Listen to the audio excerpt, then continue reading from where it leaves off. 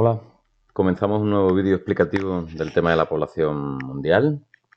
Ya es el quinto vídeo en el que vamos a analizar los distintos apartados que componen la estructura del tema. Ya hemos visto cuántos somos, cómo nos distribuimos, dónde crece más la población, cómo se estructura la población y el último vídeo que trabajamos fue por qué se está produciendo un proceso de envejecimiento a escala global. Hoy toca analizar un apartado fundamental dentro del análisis de la población a escala global. Este apartado es el de los movimientos migratorios. Y vamos a analizar una serie de componentes, una serie de conceptos principales que nos tienen que permitir dar siquiera una imagen somera de cuáles son las características de este fenómeno que genera muchísimas posibilidades, pero también conlleva una serie de problemáticas en el flujo, en el traslado de personas entre los países menos desarrollados o en vías de desarrollo y los países desarrollados. Para empezar tenemos que analizar esto o al menos mencionar los conceptos clave que nos pueden permitir acercarnos con mayor provecho a su estudio. El primer concepto o los dos primeros conceptos son los que aparecen en pantalla, el de saldo migratorio, que es ese indicador que tiene en cuenta el cómputo de emigrantes y el de inmigrantes, es decir, las personas que llegan y las personas que salen de un país determinado y que se considera positivo si recibe más personas de las que expulsa o de las que salen del país. El segundo concepto va a ser el del crecimiento real de la población. Ya hemos visto en apartados anteriores el movimiento de la población a partir de los indicadores de la natalidad, es decir, el número de nacimientos, y el de la mortalidad del número de defunciones. Y hablábamos de crecimiento vegetativo o crecimiento natural. El crecimiento real de la población de un país tiene que tener en cuenta, por supuesto, ese crecimiento natural, que es el que deriva o el que se genera de la relación que hay entre natalidad y mortalidad, pero también tiene que tener en cuenta el que acabamos de indicar, el del saldo migratorio. Así que para analizar si una sociedad, una población está creciendo o decreciendo, hay que tener en cuenta natalidad y mortalidad, esto es el crecimiento natural, emigración e inmigración, esto es el saldo migratorio. A partir de ahí tenemos que definir que el proceso de migración es ese movimiento de una persona o de un grupo de personas que van de un lugar a otro, y este desplazamiento de un lugar geográfico a otro puede tener una voluntad de permanencia para siempre o tiene en muchas ocasiones un carácter temporal, un carácter coyuntural, solo para una determinada época de la vida, del año, una serie de periodos concretos que se alejan y mucho de ese carácter definitivo que comentábamos al comienzo. Por supuesto, tenemos que tener claro, es imprescindible saber que cuando hablamos de salida de las personas de una región o un país para trasladarse a otro, hablamos de emigración, y cuando hablamos de llegada de las personas de fuera a un lugar determinado, hablamos de inmigración. Y simplemente hay que tener en cuenta el punto de referencia, es decir, una misma persona a la par es emigrante e inmigrante. Una persona que sale de España para trabajar o para residir en otro lugar es un emigrante español porque sale de España para, por ejemplo, ir a Francia. Pero desde la perspectiva francesa, esa misma persona es un inmigrante porque le llega desde fuera. Así que si se sale es emigración, si se llega es inmigración. Y luego, de una manera muy sencilla, tenemos que tener en cuenta que estas migraciones pueden tener un carácter nacional o puede tener un carácter internacional. Es decir, hablaríamos de migraciones interiores, las que se realizan en el interior de un país, entre Sevilla y Madrid, entre Madrid y Bilbao, o migraciones exteriores o internacionales cuando tienen lugar entre dos países diferentes, entre España y Suiza, entre Rusia y Japón. Hablaríamos entonces de una migración exterior o de una migración internacional. Antes de analizar cuáles son las motivaciones que llevan a las personas a emigrar, podemos hacer visualmente un repaso para que lo tengamos en cuenta. Es un elemento importante que conozcamos las distintas casuísticas. Puede ser por una cuestión económica o demográfica, puede ser por una cuestión ambiental, puede ser por causas o motivos sociales, culturales, psicológicos, y en muchas ocasiones suele producirse por causas políticas y religiosas. Vamos a analizar brevemente cada una de ellas. Una de las principales es la motivación económica, la motivación demográfica, gente que reside en un país determinado, en una zona determinada, cuyas condiciones económicas son significativamente peores que otras y que decide abandonarla buscando una nueva perspectiva de vida, una perspectiva sobre todo de mejora. Evidentemente se va a producir desde los lugares con menos posibilidades a los lugares con mayor demanda de trabajadores, mayor riqueza, mayor nivel salarial. El volumen de este tipo de movimientos migratorios es muy importante. Estamos hablando que en el año 2017, por ejemplo, supuso la migración de 164 millones de trabajadores a escala global. Y esa cuantía de 164 millones, aunque se reparte por todo el planeta, casi la mitad, del 46,9% en concreto, se desplazó hacia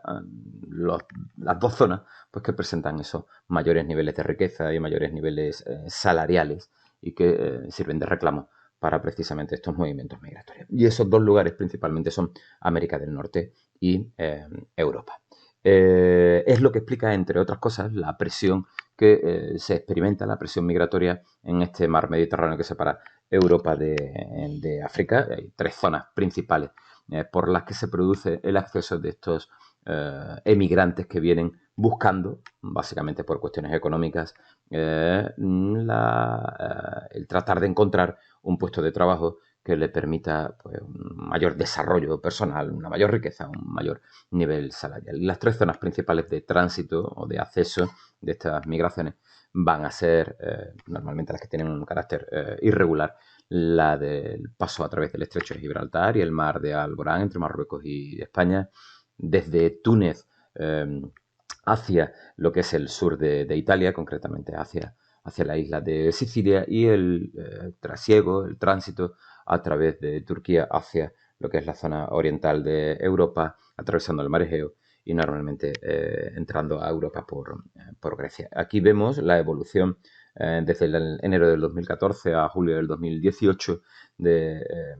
la evolución de esta presión migratoria en el Mediterráneo, que tuvo como punto álgido el momento entre enero del 2015 y enero del 2016. Esta fluctuación está en correspondencia con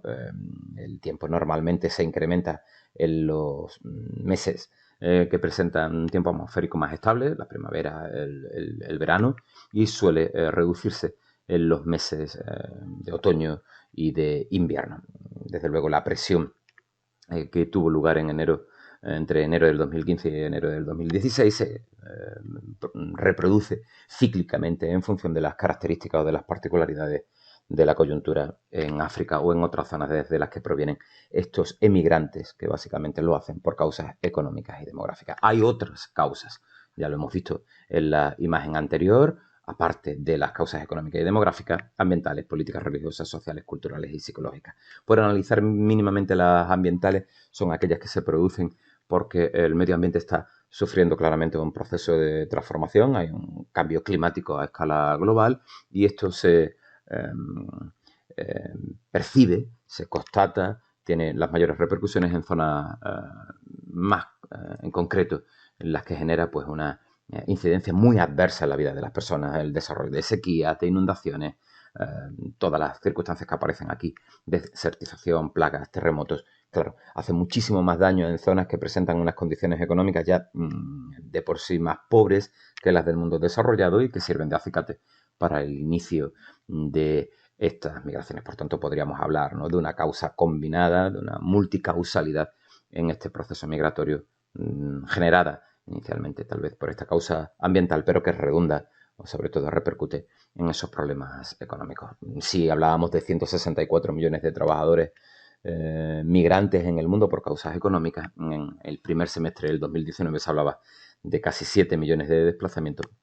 derivados o vinculados a esta cuestión climática. Los otros dos factores que sirven para explicar las causas de la emigración lo hallamos en las sociales, culturales, psicológicas y las más relevantes, las políticas y religiosas. En el primer lugar, las causas sociales, culturales y religiosas, pues estamos hablando de un perfil de emigrante muy distinto al que acabamos de analizar en la cuestión económica, en la cuestión ambiental. Estamos hablando de personas que emigran por cuestiones de estudios, porque se sienten atraídos por sociedades, por ciudades, por países que les resultan atractivos, o bien por su clima, por sus condiciones culturales o también por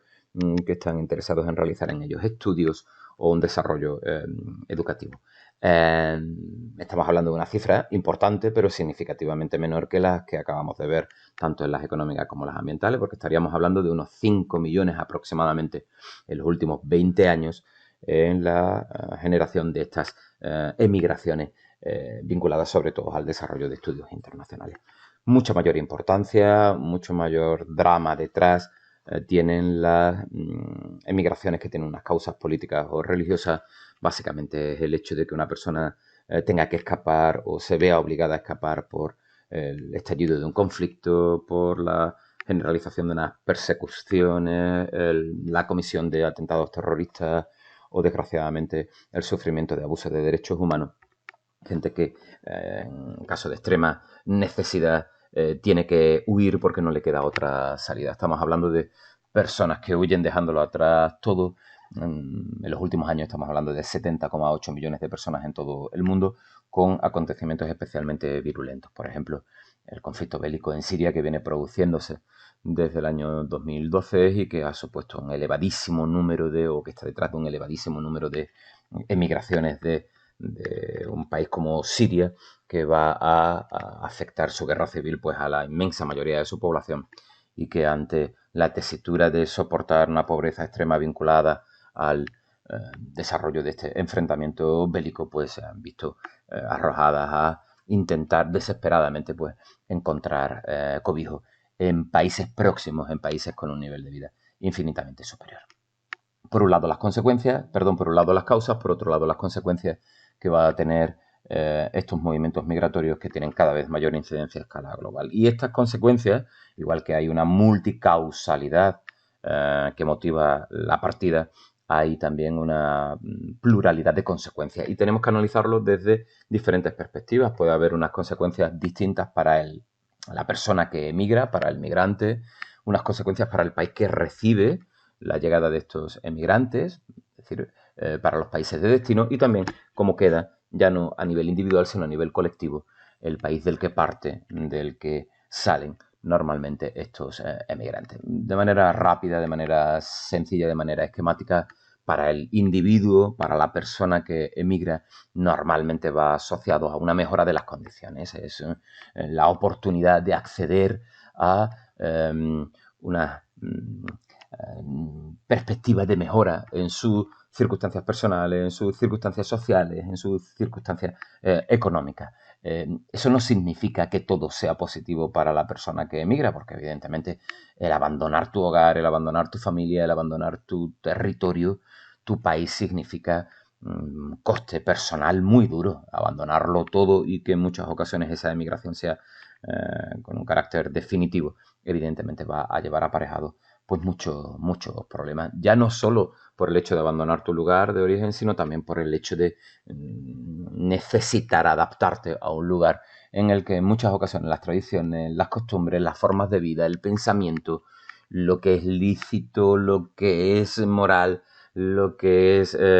positivo, cambia de consideración desde donde venías a donde te diriges. Para tu país de origen, por supuesto, supone normalmente la pérdida de un tipo de población, la más dinámica, la más competente, la que mayor fuerza de trabajo tiene, porque la inmensa mayoría de los emigrantes son gente joven, que son las que salen del país de origen buscando unas nuevas posibilidades. Eso va a asumir a tu país del cual partes, pues, en unas circunstancias muy negativas. Entre otras cosas, se va a producir un envejecimiento de la población y, en casos extremos, se va a producir incluso pues el despoblamiento de algunas áreas, que son las áreas normalmente más pobres. ¿Puede tener algunas consecuencias positivas? Pues claro, también la disminución del paro en esos países de los que salen los emigrantes. Hay menos gente en situación de paro, de desocupación, porque precisamente por eso emigran a otros países, y eso hace que la tasa, el porcentaje de paro del país, pues se reduzca. También va a ser una importante fuente de ingresos para las familias que cuentan con emigrantes en otros países, porque es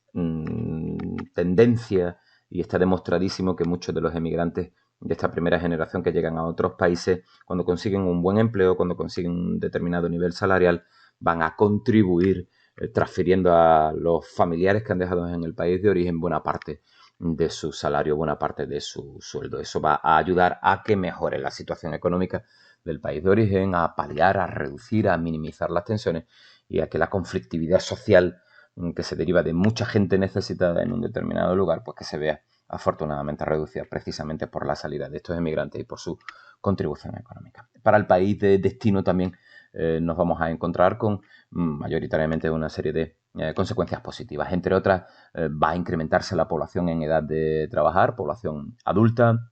genera una mayor oferta de mano de obra y suele estar ligada normalmente la llegada de estos inmigrantes a los países de destinos en una expansión económica, en una revitalización del mercado laboral y sobre todo en un incremento del consumo.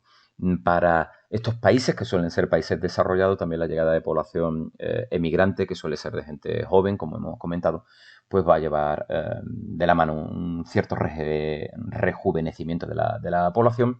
un aumento también del índice de fecundidad, porque las mujeres inmigrantes que llegan a los países desarrollados vienen de una política o de unas tradiciones demográficas con un mayor número de hijos por mujer. Esto va a contribuir a que aumente el índice de fecundidad y que, en consecuencia, pues mejore la natalidad y también el crecimiento de la población en estos países desarrollados. Simplemente nos puede ayudar para entender mejor lo que estamos comentando, la comparativa de la forma que tiene la pirámide de población de un país desarrollado si tenemos en cuenta la población autóctona y la pirámide de población de los inmigrantes que llegan. En esta en concreto nos encontramos la estructura de edad de la población nacional y no nacional de la Unión Europea cuando contaba con 28 países. Todavía no se había producido el Brexit en 2018 y aquí nos encontramos en color verde claro y en color verde oscuro el perfil de la pirámide de población de los miembros de la Unión Europea. Como vemos, nos encontramos con porcentaje, la típica pirámide de población que hemos visto de un país desarrollado. Si tenemos en cuenta, sin embargo, la población emigrante, la que llega a la Unión Europea, el perfil de la pirámide es significativamente distinto. Lo que nos encontramos es con un clarísimo ensanchamiento en los grupos de edad adultos, en los grupos de edad entre los 20 y los 50 años. Es mucho mayor la presencia de los grupos de edad mayores en la población nacional que en la población emigrante. Evidentemente también es mayor el porcentaje de población adulta entre los inmigrantes que llegan a la Unión Europea que el funcionamiento demográfico de los que residen aquí desde generaciones anteriores. También fijaros, se produce un repunte ya incluso, ¿no?, en los grupos de edad más bajos, precisamente por la política demográfica, o mejor dicho, por las prácticas demográficas propias de esta población en edad adulta, que se encuentra en edad básicamente de traer hijos al mundo, y que eso explica que se incrementen los porcentajes de población joven, también entre ellos por encima del porcentaje que había de la población autóctona dentro de la Unión Europea.